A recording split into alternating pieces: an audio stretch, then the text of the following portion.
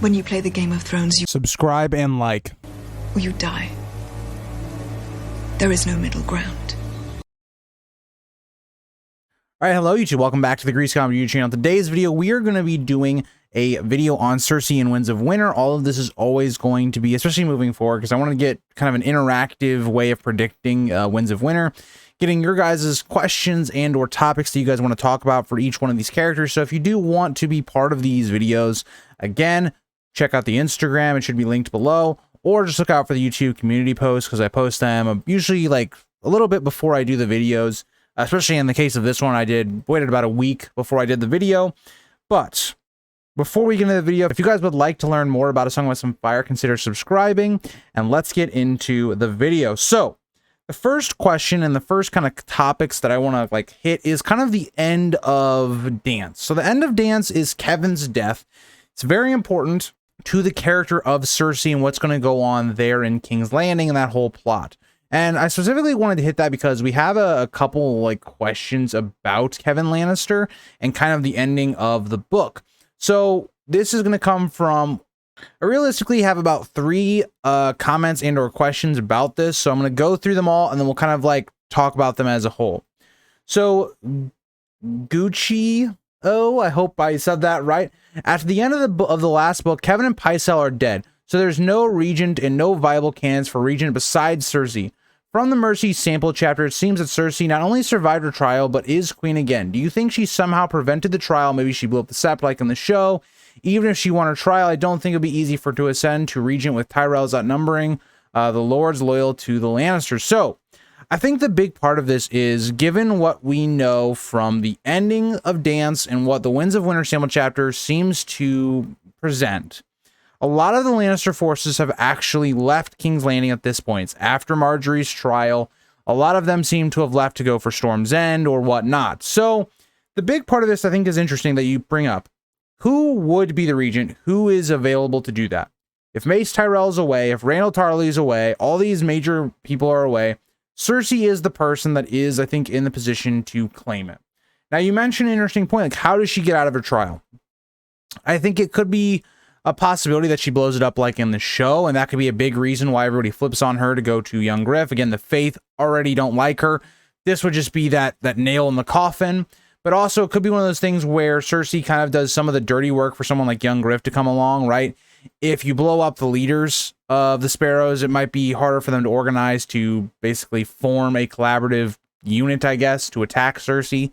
So that could all be to young Griff's benefit, where he just reinstates what Maegor did, given that the Sparrows don't have nearly as enough power over them. So that could be possible as well, with young Griff being a likable person.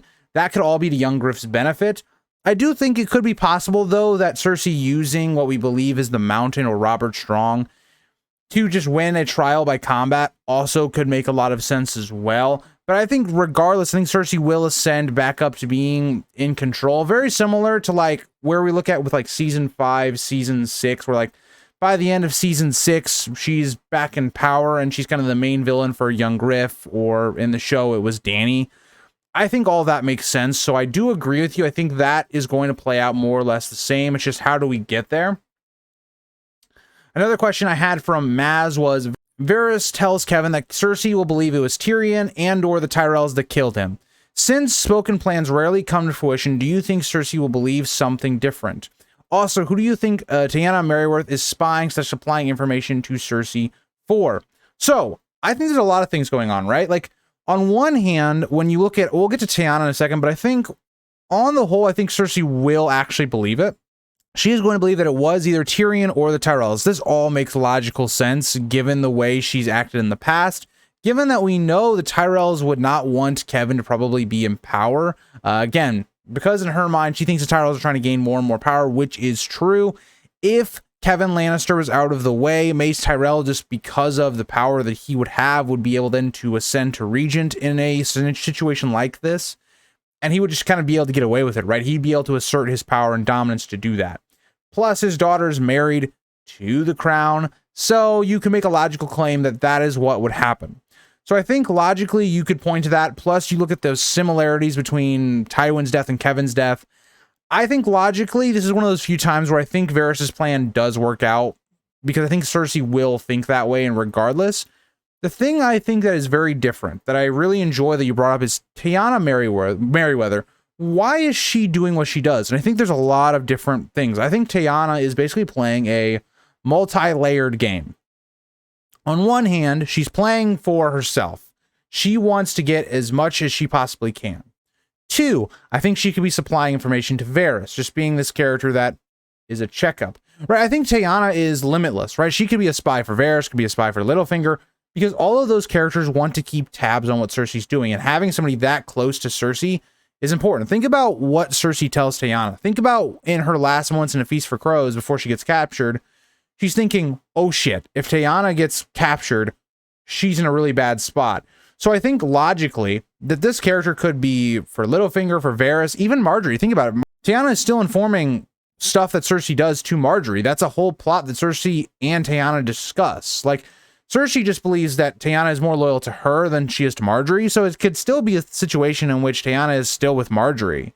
So, or at least the Tyrells as a whole. So I think Tyanna is basically a character that is playing a multi-layered game to get what's best for her and her family. So again, I think there's a lot of intriguing parts about that character specifically. Another question I got from Casperito Dorito. Love the name, by the way, if I said that right. They ask, how will she handle Kevin's death, and do you think she'll end up at Casterly Rock?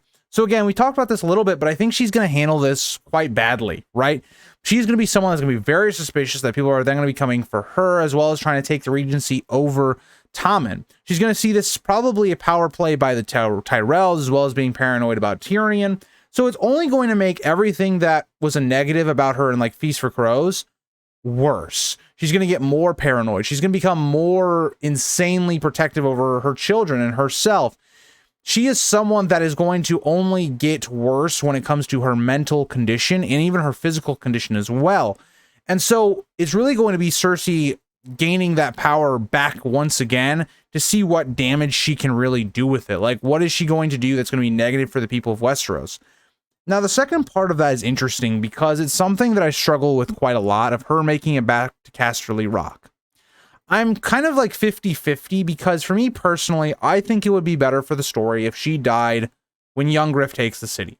Whether that's Jaime makes it back in time and is the one that kills her to prevent her from setting off wildfire, or whatever. I think that makes sense. I don't think Cersei should get another get out of jail free card where she gets to go to Casterly Rock and escapes another perilous situation just so we can keep her to the end of the story.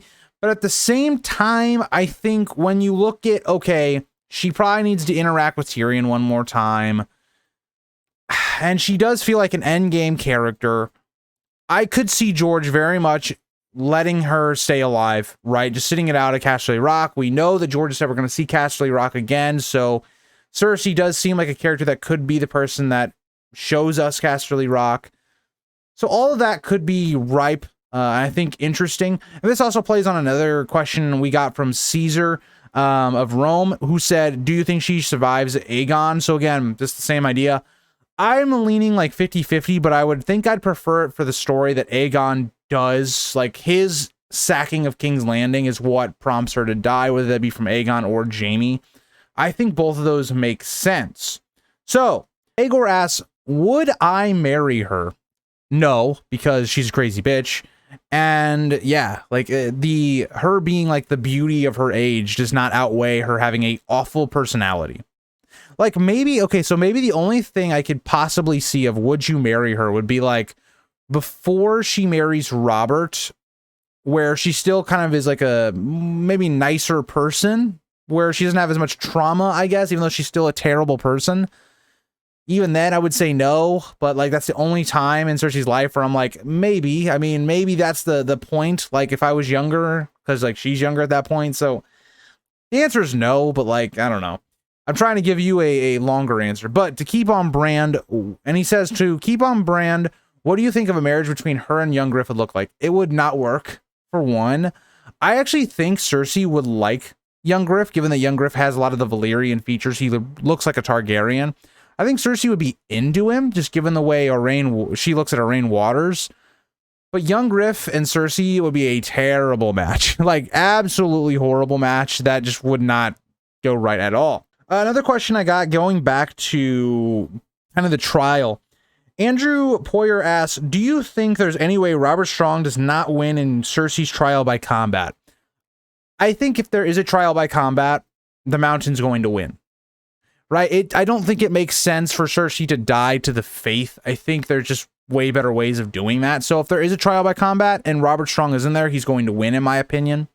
So that is one of the questions that you asked. The other question was, will Cersei and Tommen still be in power when young Griff arrives to King's Landing? I think so. I think when they get to King's Landing, I think Tommen and Cersei will be alive and ruling. I just think they will have a very fractured rule. I could see something like, again, spoiler for House of the Dragon or Fire and Blood, where we see it with like Rhaenyra, where like Rhaenyra is the queen of King's Landing, but it almost feels like she's not really in power. Like there's all these other factions that have kind of taken over, the Faith faction, whatever. I think that could be likely, where it's like young Griff shows up and people are almost willing to back him just from the get-go. Like Cersei doesn't really have much power left. I also think the Sand Snakes are going to be involved in killing Tommen and maybe even Myrcella as well. So again, I think it's going to be a very loose power. Like they'll be on the throne, but they won't have any of that power. It's very similar to like Joffrey without Tywin's backing type situation. But yeah, I think this is a very interesting question. So Caden Chauncey, I hope I said that right. Let me know if I did not. If I ever don't pronounce your names right, you can always let me know down in the comments. But I think it's a very interesting question. Is Cersei having 3 children self-fulfilling the Valancourt prophecy thing? That's interesting. Like, if Cersei realizes this Valancourt thing and goes, wait, I'm only going to have 3 children. Why doesn't she just have a fourth child and then she basically prevents that prophecy? Like, or is the thing is like she had 3 and then she wanted to have a 4th and she just has never been able to have one. Right. But we also see that like she was going to have a child with Robert and then Moonty. So is Cersei kind of making the prophecy herself? Like she's had opportunities to actually break what the prophecy says by having a 4th child and she isn't? That's a fairly interesting question, because we talked about this on stream about Cersei before, is like, is Cersei creating the prophecy herself, right? Her actions, what she's doing, is she creating the prophecy to happen, right? Like the prophecy doesn't really actually happen given certain things are different, right? Like if she doesn't have Robert die, right? If she wasn't sleeping with Jaime, all these things wouldn't happen, right? Like if she just had her relationship with Robert, had a couple of kids with Robert, didn't sleep with Jaime, nobody would be supplanting her, right? Like she wouldn't have the situation in which all of her children were dying because she caused the situation to happen. The way she treats Tyrion, the way she raises Joffrey and her other children, all of that is the reasons that they end up dying. So a lot of it is like the prophecy is self-inflicting, not exactly other people doing things to her. It's things that she's doing. Think about A Feast for Crows. That entire plot line is driven on actions of her trying to prevent a prophecy that, in reality, she's just causing it to happen. She is the one that instinctively thinks Tyrion killed Joffrey when that's not the case, and that allows Tyrion to kill her father. Right? It's not part of the prophecy exactly, but she thinks it is. It's going to allow Tyrion to now go to Dany's camp, all these things, like, and for the person that actually killed Joffrey to not even be caught. So again, I think all of that is very relevant. And so also I did miss a couple questions when I was going back through and making the animations for the questions. I did notice that I didn't scroll all the way down. So I wanted to address these at the very end of the video. We've kind of talked about them already, but I did want to bring them up for the questions and the ideas that we talked about in this video already. But Mike Israel 98, I want to say thank you for your question, but it was, how early and when do you think Cersei will flee to Casterly Rock? I think if she does, it'll be the very end of the book. Noah Hook asks, if you could decide Cersei's next move / big decision in the Winds of Winter, what would it be and why? It's a very interesting question, but I do think Cersei needs to stop antagonizing the Tyrells. Give them more power, right? Because right now your reign is hanging by a thread. You need to keep the Tyrells with you to defeat young Griff. So I would work on, in my opinion, possibly giving the Tyrells actually more power than they already have now, just to please them as much as I could. Also, another thing I'll be trying to do, recalling the Lannister army as quickly as possible, figuring out what happened to Jaime, and getting my army back into a place where I can use it instead of just kind of wasting away in the Riverlands. And then last one from Jack Rowney or Rowney. I'm not sure on that one.